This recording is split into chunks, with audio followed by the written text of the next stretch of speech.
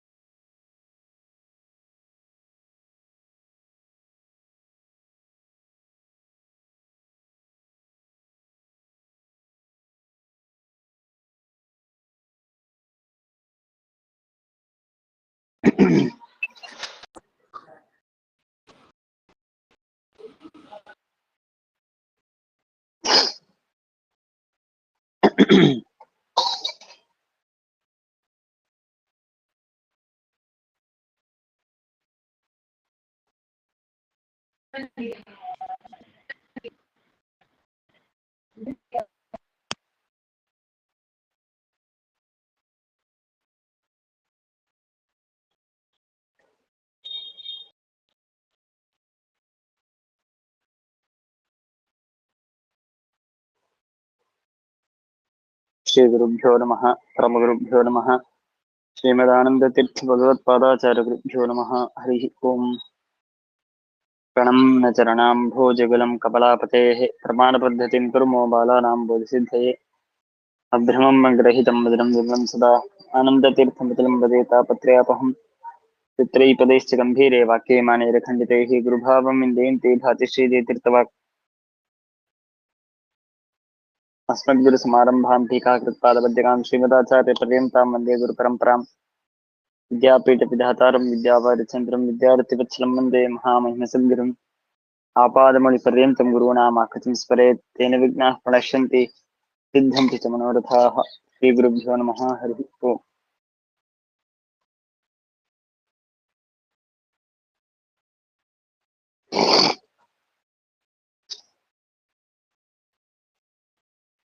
ಹಿಂದಿನ ಪಾಠದಲ್ಲಿ ನಾವು ಪ್ರಾಕೃತವಾದಂತಹ ಇಂದ್ರಿಯಗಳ ವಿಭಾಗವನ್ನು ಹಾಗೂ ಅದು ಎಷ್ಟು ವಿಧ, ಅದರ ವಿಚಾರಗಳನ್ನು ಎಲ್ಲವನ್ನು ಮಾಡಿದ್ದೇವೆ. ಅದಾದ ಮೇಲೆ ಸ್ಮೃತಿ ಯಾವುದರಿಂದ ಹುಟ್ಟತ್ತೆ? ನಮ್ಮ ಸಿದ್ಧಾಂತದ ಪ್ರಕಾರ ಮನಸ್ಸಿನಿಂದ ಸ್ಮೃತಿ ಹುಟ್ಟತ್ತೆ. ಸಂಸ್ಕಾರ ಇದು ಸನ್ನಿಕರ್ಷ ಸ್ಥಾನದಲ್ಲಿ ನಾವು ಒಪ್ತೇವೆ ಅಂತ ಸಮರ್ಥನೆ ಮಾಡಿ, ಸಂಸ್ಕಾರದಿಂದಲೇನೆ ಸ್ಮೃತಿ ಹುಟ್ಟತ್ತೆ ಅಂತನ್ನುವಂತಹ ಏನು ಮತವಿದೆಯೋ ಆ ಮತವನ್ನು ಖಂಡನೆ ಮಾಡಿ ಅದನ್ನು ಮನೋಜನ್ಯ ಸ್ಮೃತಿ ಅಂತನ್ನೋದನ್ನು ಸಮರ್ಥನೆ ಮಾಡಿ ಕೊಟ್ಟಿದ್ದೇವೆ. ಅದಾದ ಮೇಲೆ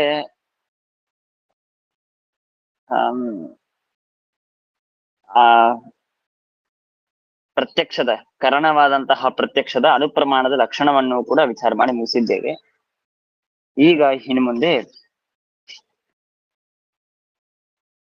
ಈಶ್ವರ ಪ್ರತ್ಯಕ್ಷಂ, ಲಕ್ಷ್ಮೀ ಪ್ರತ್ಯಕ್ಷಂ, ಯೋಗಿ ಪ್ರತ್ಯಕ್ಷಂ, ಅಯೋಗಿ ಪ್ರತ್ಯಕ್ಷಂ ಚ ಇತಿ ಚತುರ್ವಿಧಂ ಪ್ರತ್ಯಕ್ಷಂ. ಪ್ರತ್ಯಕ್ಷದ 4 ವಿಧ.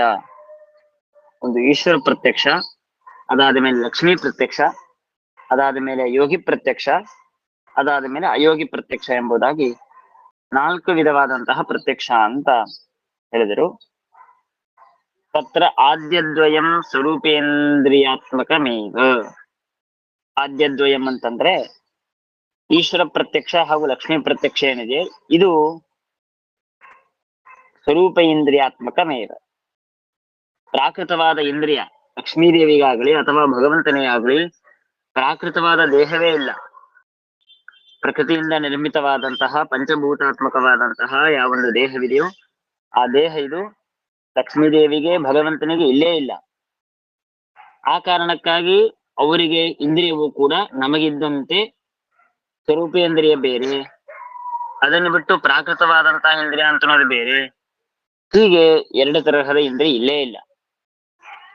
ಅದಕ್ಕಾಗಿ ಆದ್ಯದ್ವಯಂ ಸ್ವರೂಪೇಂದ್ರಿಯಾತ್ಮಕಮೇವ. ಈಶ್ವರನಿಗಾಗಲಿ ಅಥವಾ ಲಕ್ಷ್ಮೀದೇವಿಗಾಗಲಿ ಇಬ್ಬರಿಗೂ ಕೂಡ ಕೇವಲ ಸ್ವರೂಪೇಂದ್ರಿಯ ಅಂತನೋದು ಒಂದು ಮಾತ್ರವಿದೆ. ಆದರೆ ಉತ್ತರದ್ವಯಂ ಅಂತಂದ್ರೆ ಯೋಗಿ ಹಾಗೂ ಅಯೋಗಿ ಇವರಿಗೆ ವಿಚಾರ ಮಾಡೋದಾದ್ರೆ ದ್ವಿವಿಧ ಇಂದ್ರಿಯಾತ್ಮಕಂ. ದ್ವಿವಿಧ ಇಂದ್ರಿಯಾತ್ಮಕಂ ಅಂತಂದ್ರೆ ಯೋಗಿ ಅಯೋಗಿಗಳಿಗೆ ಸ್ವರೂಪೇಂದ್ರಿಯವೂ ಇರತ್ತೆ, ಆಮೇಲೆ ಪ್ರಾಕೃತವಾದಂತಹ ಇಂದ್ರಿಯವೂ ಇರುತ್ತೆ. ಯಾಕೆಂದ್ರೆ ಅವರಿಗೆ ಪ್ರಾಕೃತವಾದ ದೇಹಾದಿಗಳು ಇದ್ದದ್ದರಿಂದ ಅವರಿಗೆ ಪ್ರಾಕೃತವಾದ ಇಂದ್ರಿಯವೂ ಇರಬೇಕು. ಯಾಕೆಂದ್ರೆ ಈ ದೇಹ ಇದೆ ಅಂದ್ಮೇಲೆ ಕಣ್ಣು, ಕಿವಿ, ಕಾಲು ಎಲ್ಲ ಅವಯವೇ ಇರಲೇಬೇಕು. ಸೊ ಕಣ್ಣು ಇದೆ ಅಂತಂದ್ಮೇಲೆ ಅವಾಗ ನಮಗೆ ಪ್ರಾಕೃತವಾದಂತಹ ಇಂದ್ರಿಯ ಜ್ಞಾನಕ್ಕಾಗಿ ಬೇಕೇ ಬೇಕು. ಹಾಗಾಗಿ ಸ್ವರೂಪ ಮತ್ತೆ ಪ್ರಾಕೃತ ಎರಡೂ ತರಹದ ಇಂದ್ರಿಯಗಳು ಯೋಗಿಗಳಿಗೂ ಅಯೋಗಿಗಳಿಗೂ ಇಬ್ಬರಿಗೂ ಇದೆ. ಹಾಗಾದ್ರೆ ಆ ಇಂದ್ರಿಯಕ್ಕೆ ಯಾವ್ಯಾವ ಇಂದ್ರಿಯಕ್ಕೆ ಯಾವ್ದು ವಿಷಯ ಅಂತ ಹೇಳಿ ತಿಳ್ಕೊಳ್ಬೇಕು ಅಂತ ಪ್ರಶ್ನೆ ಮಾಡಿದ್ರೆ, ವಿಷಯಸ್ತು ತತ್ತಜ್ಞಾನ ವಿಷಯವತ್ ವಿವೇಕ್ತವ್ಯ. ಅಂದ್ರೆ ಈಗ ಹಿಂದೆ ವಿಚಾರ ಮಾಡಿದ್ದಾಗಿದೆ. ಭಗವಂತನ ಜ್ಞಾನಕ್ಕೆ ಯಾವ್ದು ವಿಷಯ, ಲಕ್ಷ್ಮೀದೇವಿಯ ಜ್ಞಾನಕ್ಕೆ ಯಾವ್ದು ವಿಷಯ, ಯೋಗಿ ಅಯೋಗಿ ಹೀಗೆ ಒಂದೊಂದು ಅವರವರ ಇಂದ್ರಿಯಗಳಿಗೆ ಯಾವ್ದಾವ್ದು ವಿಷಯ ಅಂತ ನಾವು ಹೇಗೆ ತಿಳ್ಕೊಳ್ಬೇಕು ಅಂದ್ರೆ ತತ್ತಜ್ಞಾನ ವಿಷಯವತ ವಿವೇಕ್ತವ್ಯ. ಉದಾಹರಣೆಗೆ ಈಶ್ವರನನ್ನು ತಿಳ್ಕೊಳ್ಳೋದಾದ್ರೆ ಈಶ್ವರ ಜ್ಞಾನದ ಲಕ್ಷಣವೇನು ಅಂತಂದ್ರೆ ಸರ್ವಾರ್ಥ ವಿಷಯಕಂ ಜ್ಞಾನಂ ಈಶ್ವರ ಜ್ಞಾನಂ. ಹಿಂದೆ ನಾವು ವಿಚಾರ ಮಾಡಿದ್ದು. ಹಾಗಾಗಿ ಈಶ್ವರನ ಜ್ಞಾನಕ್ಕೆ ಯಾವ್ದ್ಯಾವ್ದು ವಿಷಯವೋ ಅದೆಲ್ಲವೂ ಈಶ್ವರನ ಇಂದ್ರಿಯಕ್ಕೆ ವಿಷಯ. ಈ ನಾವು ಹಿಂದೆ ತಿಳಿದಂತೆ ಪ್ರತ್ಯಕ್ಷ ಅಂತ ಇದ್ದಾರೆ ಅಂತಂದ್ಮೇಲೆ ಇದು ಪ್ರತ್ಯಕ್ಷ ಅಂತ ಅನ್ನೋ ಶಬ್ದಕ್ಕೆ ಜ್ಞಾನ ಅಂತ ಅರ್ಥ ಅಲ್ಲ, ಅನುಪ್ರಮಾಣದ ವಿಚಾರ ಮಾಡ್ತಾ ಇದ್ದೇವೆ ಈಗ. ಸೊ ಪ್ರತ್ಯಕ್ಷ ಅಂತಂದ್ರೆ ಪ್ರತ್ಯಕ್ಷ ಜ್ಞಾನಕ್ಕೆ ಕಾರಣವಾದ ಇಂದ್ರಿಯ ಅಂತ ಅಭಿಪ್ರಾಯ.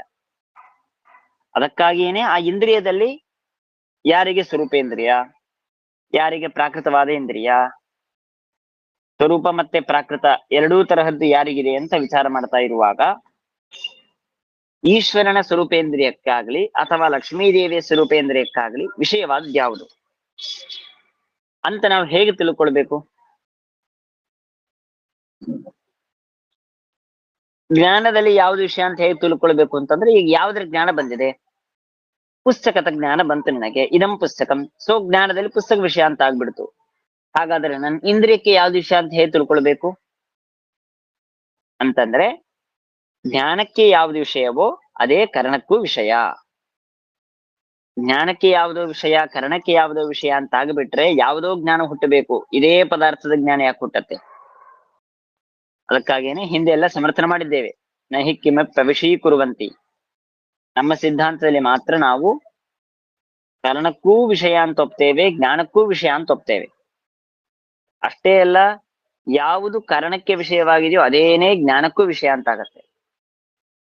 ಕರ್ಣವಾದ ಇಂದ್ರಿಯಕ್ಕೆ ವಿಷಯವಾಗದೇನೆ ಜ್ಞಾನಕ್ಕೆ ಮಾತ್ರ ವಿಷಯವಾಯಿತು ಅಂತನೋ ಸರ್ವತಾ ಇಲ್ಲೇ ಇಲ್ಲ. ಹಾಗಾಗಿ ಈ ಸಿದ್ಧಾಂತವನ್ನು ಒಪ್ಪುವ ನಾವು ಈಶ್ವರನ ಸ್ವರೂಪೇಂದ್ರಿಯಕ್ಕೆ ಯಾವ್ದು ವಿಷಯ, ಲಕ್ಷ್ಮೀ ದೇವಿಯ ಸ್ವರೂಪೇಂದ್ರಿಯಕ್ಕೆ ಯಾವ್ದು ವಿಷಯ ಅಂತ ಹೇಗೆ ತಿಳಿದುಕೊಳ್ಬೇಕು ಅಂದ್ರೆ ಅವಳ ಜ್ಞಾನ ಹೇಗಿದೆ ಅಂತ ನೋಡ್ಕೊಳ್ಬೇಕು. ಭಗವಂತನ ಜ್ಞಾನ ಹೇಗಿದೆ? ಸರ್ವಾರ್ಥ ವಿಷಯಕ ಜ್ಞಾನಂ ಈಶ್ವರ ಜ್ಞಾನ. ಸರ್ವ ಪದಾರ್ಥವನ್ನು ವಿಷಯೀಕರಿಸುವ ಜ್ಞಾನ ಈಶ್ವರ ಜ್ಞಾನ ಅಂತಂದ್ಮೇಲೆ ಆ ಈಶ್ವರ ಜ್ಞಾನದಲ್ಲಿ ಯಾವ್ದು ವಿಷಯವಾಯಿತು? ಸರ್ವ ಪದಾರ್ಥಗಳು ವಿಷಯವಾಯಿತು. ಹಾಗಾಗಿ ಈಶ್ವರನ ಸ್ವರೂಪೇಂದ್ರಿಯದಲ್ಲೂ ಸರ್ವ ಪದಾರ್ಥಗಳು ವಿಷಯ. ಹಾಗೆ ಲಕ್ಷ್ಮೀದೇವಿ ಜ್ಞಾನ, ಲಕ್ಷ್ಮೀದೇವಿಯ ಸ್ವರೂಪೇಂದ್ರಿಯದಲ್ಲಿ ಯಾವ ವಿಷಯ? ಲಕ್ಷ್ಮೀದೇವಿಯ ಜ್ಞಾನ ಹೇಗಿದೆ? ಈಶ್ವರಾದ ಅನ್ಯತ್ರ ಅನಾಲೋಚನೆ. ಈಶ್ವರನನ್ನು ಬಿಟ್ಟು ಅನ್ಯತ್ರ ಜಗತ್ತಿನ ವಿಷಯದಲ್ಲಿ ಅನಾಲೋಚನೆ ಸರ್ವವಿಷಯಕ ಜ್ಞಾನಂ ಲಕ್ಷ್ಮೀ ಜ್ಞಾನ. ಹಾಗಾದ್ರೆ ಅದರರ್ಥ ಈಶ್ವರನ ಜ್ಞಾನ ಇಲ್ಲ ಅಂತ ಅರ್ಥ ಅಲ್ಲ. ಅದನ್ನೆಲ್ಲ ಹಿಂದೆ ನಾವು ವಿಚಾರ ಮಾಡಿದ್ದೇವೆ. ಸಾರ್ವತ್ರಿಕವಾಗಿ ಪರಿಪೂರ್ಣವಾದ ಭಗವಂತನ ಜ್ಞಾನ ಇಲ್ಲ, ಎಷ್ಟು ಆಲೋಚನೆ ಮಾಡ್ತಾಳೋ ಅಷ್ಟು ಅವಳಿಗೆ ಜ್ಞಾನ ಬರುತ್ತೆ ಅಂತ ನಾವು ತಿಳಿದ್ದೇವೆ. ಹಾಗಾಗಿ ಆ ಎಲ್ಲಾ ಭಗವಂತನನ್ನು ಬಿಟ್ಟು ಉಳಿದ ಎಲ್ಲಾ ಪದಾರ್ಥಗಳು ಕೂಡ ಲಕ್ಷ್ಮೀದೇವಿಯ ಸ್ವರೂಪೇಂದ್ರಕ್ಕೆ ವಿಷಯ. ಹಾಗೆ ಯೋಗಿಗಳ ಸ್ವರೂಪೇಂದ್ರಿಯ, ಯೋಗಿಗಳ ಪ್ರಾಕೃತವಾದ ಇಂದ್ರಿಯ, ಅದಕ್ಕೆ ಯಾವ್ಯಾವ್ದು ವಿಷಯ ಅಂತ ತಿಳ್ಕೊಳ್ಳುವಾಗ ಆ ಜ್ಞಾನದಲ್ಲಿ ಯಾವ್ದು ವಿಷಯವೋ ಅದೇನೆ ಆ ಕರ್ಣಕ್ಕೂ ವಿಷಯ ಅಂತ ಹೀಗೆ ವಿವೇಚನೆ ಮಾಡಿ ತಿಳಿದುಕೊಳ್ಳಬೇಕು ಅಂತ ಇಷ್ಟು ವಿಷಯದ ವ್ಯವಸ್ಥೆಯನ್ನು ಮಾಡಿಕೊಟ್ರು. ಇದಾದ ಮೇಲೆ ಮುಂದೆ ಮತ್ತೆ ಬಾಹ್ಯೇಂದ್ರಿಯಂ ತ್ರಿವಿಧಂ, ಬಾಹ್ಯವಾದಂತಹ ಯಾವ ಇಂದ್ರಿಯವಿದೆಯೋ ಬಾಹ್ಯವಾದಂತಹ ಇಂದ್ರಿಯ 3 ವಿಧವಾಗಿದೆ. ದೈವಂ, ಆಸುರಂ, ಮಧ್ಯಮಮಿತಿ. ದೈವವಾದಂತಹ ಇಂದ್ರಿಯ ಹಾಗೂ ಆಸುರವಾದ ಇಂದ್ರಿಯ ಹಾಗೂ ಮಧ್ಯಮ ಎಂಬುದಾಗಿ 3 ತರಹದ ಬಾಹ್ಯವಾದ ಇಂದ್ರಿಯಗಳು. ತತ್ರ ಅದರಲ್ಲಿ ದೈವ ಅಂತಂದ್ರೆ ಯಾವುದು, ಆಸುರ ಅಂದ್ರೆ ಯಾವುದು, ಮಧ್ಯಮ ಅಂದ್ರೆ ಯಾವುದು ಅಂತಂದ್ರೆ ಯಥಾರ್ಥ ಜ್ಞಾನ ಪ್ರಚುರಂ ದೈವಂ. ಪ್ರಚುರ ಅಂತ ಶಬ್ದಕ್ಕೆ ಬಹಳ ಅಂತ ಅರ್ಥ. ಅಂದ್ರೆ ಯಥಾರ್ಥ ಜ್ಞಾನ ಪ್ರಚುರ ಅಂದ್ರೆ ಬಹಳವಾದ ಯಥಾರ್ಥ ಜ್ಞಾನ ಅಂತ ಅರ್ಥ. ಯಥಾರ್ಥ ಜ್ಞಾನ ಅಂದ್ರೆ ಯಥಾರ್ಥ ಜ್ಞಾನ ಅಂತ ಅಷ್ಟೇ ಅಲ್ಲ, ಯಥಾರ್ಥ ಜ್ಞಾನಕ್ಕೆ ಜನಕ ಅಂತ ಅಭಿಪ್ರಾಯ.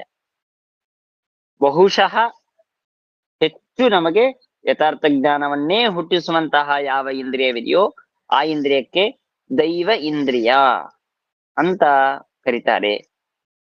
ಇನ್ನ ಆಸುರವಾದಂತಹ ಇಂದ್ರಿಯ ಅಂದ್ರೆ ಯಾವುದು ಅಂತಂದ್ರೆ ಅಯಥಾರ್ಥ ಜ್ಞಾನ ಪ್ರಚುರಂ ಆಸುರಂ. ಅಯಥಾರ್ಥ ಜ್ಞಾನ ಪ್ರಚುರಂ ಅಂತಂದ್ರೆ ಕೇವಲ ಮಿಥ್ಯಾಭೂತವಾದ ಅಯಥಾರ್ಥವಾದಂತಹ ಯಾವ ಜ್ಞಾನವಿದೆಯೋ ಈ ಜ್ಞಾನವನ್ನೇ ಪ್ರಚುರವಾಗಿ ಬಹಳವಾಗಿ ಆ ಜ್ಞಾನವನ್ನು ಹುಟ್ಟಿಸತ್ತೆ. ಅಂತಹ ಯಾವ ಜ್ಞಾನವೋ ಆ ಜ್ಞಾನಕ್ಕೆ ಆಸುರ ಅಂತ ಕರೀತಾರೆ.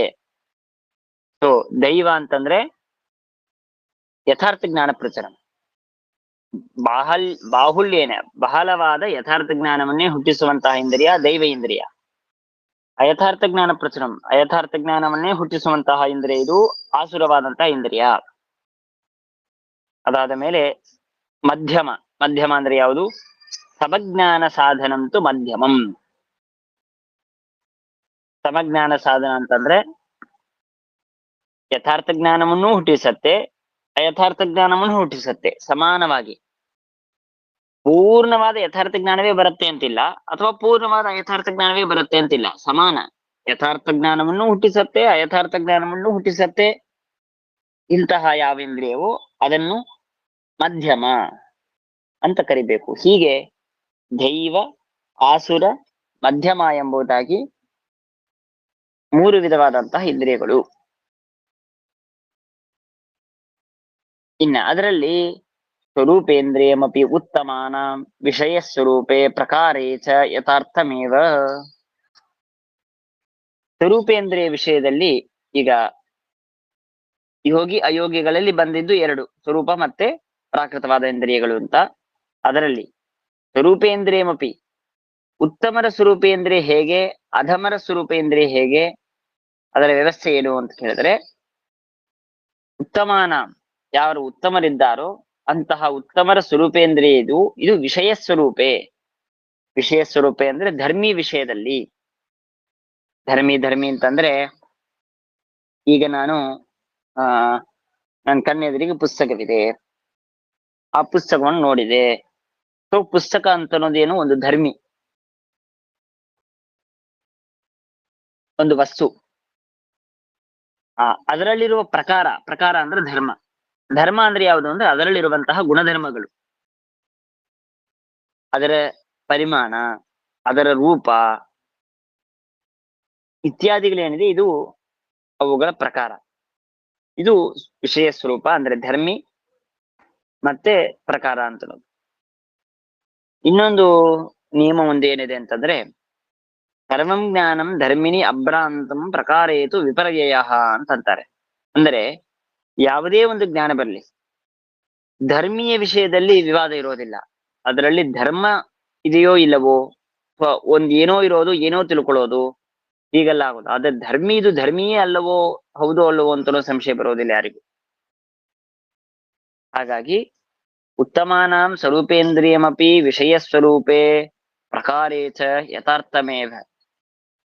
ಧರ್ಮಿ ಸ್ವರೂಪದಲ್ಲಾಗಲಿ ಅಥವಾ ಪ್ರಕಾರದಲ್ಲಾಗಲಿ ಎರಡೂ ಕಡೆಗೂ ಯಥಾರ್ಥವೇ.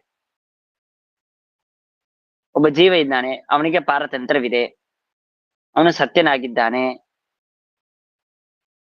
ಅವನ ಪಾರತಂತ್ರ ಸತ್ಯತ್ವ ಇತ್ಯಾದಿಗಳನ್ನು ಗ್ರಹಣ ಮಾಡುವಾಗಲೂ ಉತ್ತಮರ ಸ್ವರೂಪೇಂದ್ರಿಯ ಯಥಾರ್ಥವೇ.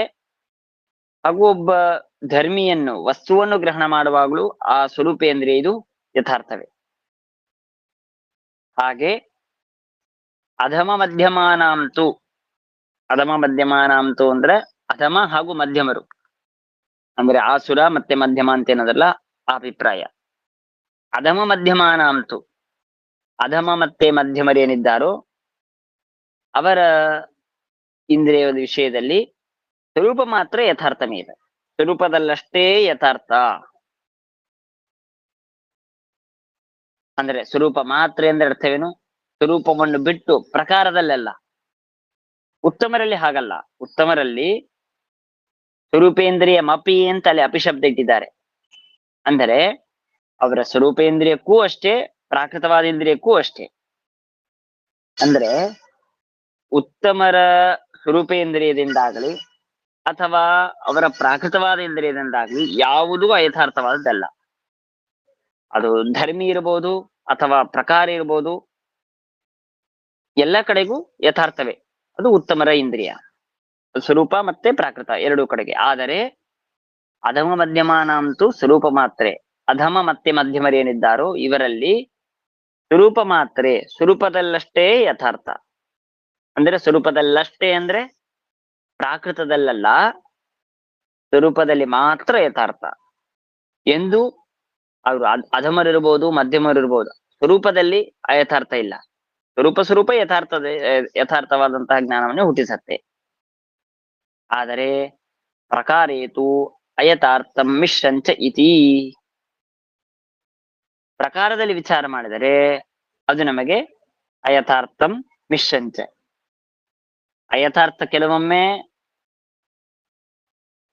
ಅವರು ಉತ್ತಮರು ಅಥವಾ ಅಧಮರು ಅಥವಾ ಮಧ್ಯಮರು ಯಾರೇ ಇದ್ದರೂ ಕೂಡ ಪ್ರಕಾರ ವಿಷಯದಲ್ಲಿ, ಪ್ರಕಾರ ಅಂದ್ರೆ ಧರ್ಮ, ಆ ಗುಣಧರ್ಮಗಳು, ಅದನ್ನು ಗ್ರಹಿಸುವಾಗ ಕೆಲವೊಮ್ಮೆ ಅಯಥಾರ್ಥವಾಗೂ ಗ್ರಹಣ ಮಾಡಬಹುದು, ಕೆಲವೊಮ್ಮೆ ಮಿಶ್ರ ಅಂತಂದ್ರೆ ಯಥಾರ್ಥ ಅಯಥಾರ್ಥ ಇತ್ಯಾದಿಯಾಗಿ ಮಿಶ್ರವಾಗಿಯೂ ಗ್ರಹಣ ಮಾಡಬಹುದು. ಹೀಗೆ ಏನಂತಾರೆ, 3 ತರಹದ ಇಂದ್ರಿಯದ ತ್ರೈವಿಧ್ಯ: ದೈವ, ಆಸುರ, ಮಧ್ಯಮ. ಅದರಲ್ಲಿ ದೈವ ಅಂದ್ರೆ ಯಾವುದು, ಆಸುರ ಅಂದ್ರೆ ಯಾವುದು, ಮಧ್ಯಮ ಅಂದ್ರೆ ಯಾವುದು? ಅದರಲ್ಲಿ ಉತ್ತಮರ ಸ್ವರೂಪೇಂದ್ರಿಯ ಹಾಗೂ ಪ್ರಾಕೃತವಾದ ಇಂದ್ರಿಯದಲ್ಲಿ ಯಾವ ಅಂಶವೂ ಯಥಾರ್ಥವಲ್ಲ, ಎಲ್ಲ ಅಂಶಗಳು ಯಥಾರ್ಥವೇ. ಅಧಮ ಮಧ್ಯಮರ ವಿಷಯದಲ್ಲಿ ಸ್ವರೂಪದಲ್ಲಿ ಮಾತ್ರ ಯಥಾರ್ಥ, ಪ್ರಕಾರ ವಿಷಯದಲ್ಲಿ ಕೆಲವೊಮ್ಮೆ ಯಥಾರ್ಥ ಅಯಥಾರ್ಥ, ಕೆಲವೊಮ್ಮೆ ಯಥಾರ್ಥ ಮಿಶ್ರವಾಗಿ ಹೀಗೆ ಬರುತ್ತೆ ಅಂತ ನಮ್ಮ ಮತದ ಪ್ರಕಾರ. ಆ ಇಂದ್ರಿಯದ ವಿಚಾರ, ಇಂದ್ರಿಯದ ವಿಭಾಗ, ಎಷ್ಟು ತರಹದ ಇಂದ್ರಿಯಗಳಿದೆ ಹಾಗೂ ಇಂದ್ರಿಯಕ್ಕೆ ಯಾವ್ದು ವಿಷಯ ಅಂತ ಆಗತ್ತೆ, ಅದಕ್ಕೆ ದೈವ, ಆಸುರ, ಮಧ್ಯಮ ಅಂತ ಯಾಕೆ ಕರೀತಾರೆ ಅಂತನ್ನೋದನ್ನು ಇಷ್ಟವರೆಗೆ ತಿಳಿಸಿದ್ರು. ಇನ್ನು ಮುಂದೆ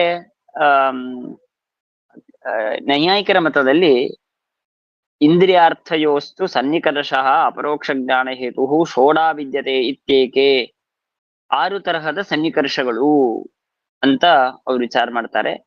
ಅದನ್ನು ಅನುವಾದ ಮಾಡಿ ಅದನ್ನು ವಿಮರ್ಶೆ ಮಾಡ್ತೇವೆ. ಮತ್ತೆ ಈ ಸನ್ನಿಕರ್ಷ ವಿಚಾರವನ್ನು ನಾಳೆ ಮಾಡ. ಶ್ರೀಕೃಷ್ಣ.